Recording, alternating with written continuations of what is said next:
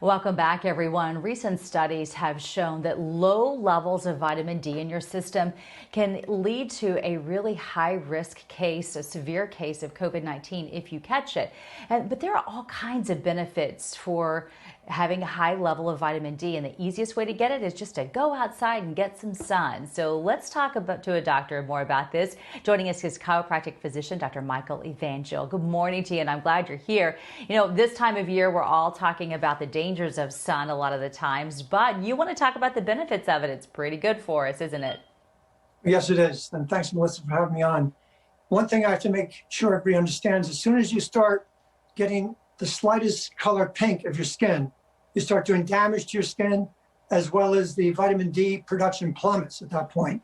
So you have to make sure to get your sunlight in moderation and slightly increase the number of minutes. You don't want to overdo it too fast, because too much of a good thing is not necessarily a good thing. And to really make us realize how it is a good thing is a lot of times people are actually depressed in certain seasons when they don't get as much sunlight, right? And so we can tell from that easy way that it really can benefit you. That's correct. As seasonal affective disorder occurs a lot of times during the winter. It used to be called the winter blues or cabin fever by some people.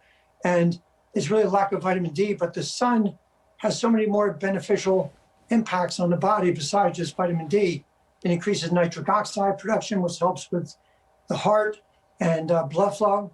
It increases endorphins, which are the feel-good hormones of the body. And the infrared, which is not the part that produces the vitamin D, but it increases the healing powers of the body and gets our mitochondria, which are the powerhouse of the cell, to operate more efficiently. So many benefits, including vitamin D, which impacts over 10% of the human genetic makeup directly and can actually turn off or turn on 291 different genes that have been identified to date. Wow. And it looks like it can help fight off viruses and different types of bacteria, which is huge for us right now. Now, let's talk about the opposite side of the spectrum. If you have a vitamin D deficiency, all kinds of diseases tied to that. Absolutely. Now, vitamin D deficiency is considered under 30 on your vitamin D test, but I like to see my patients more around 80 to 100, which is far above what's considered to be the minimum. 30 is the minimum. But when you're up there, even injury repair, fighting off a lot of diseases, neurological conditions, there's so many benefits, including, of course, the bolstered immunity against bacteria and viruses.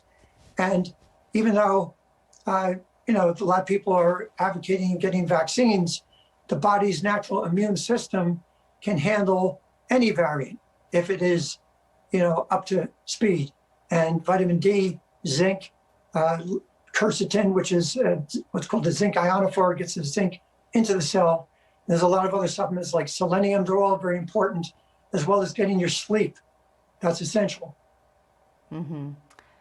Well, I tell you what, you've definitely convinced me of its importance. What's the best way to consume vitamin D? Do we need to get it from the sun or fruits and vegetables, or what are other ways besides popping a pill?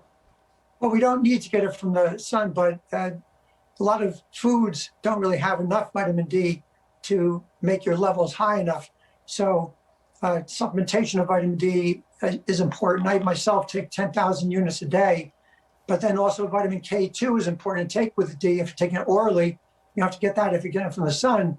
But K2 actually gets the calcium to the blood, into the bones and where it belongs to the teeth and not to the soft tissues and the arteries. But you have to consult your doctor, because vitamin K2 also is a blood thinner. So if you're on Coumadin or anything like that, you have to be careful before you start taking it. All right. Well, Dr. Evangel, it's very important and possibly life-saving information for us. So thank you for sharing that with us today. Thank you, Melissa, for having me on.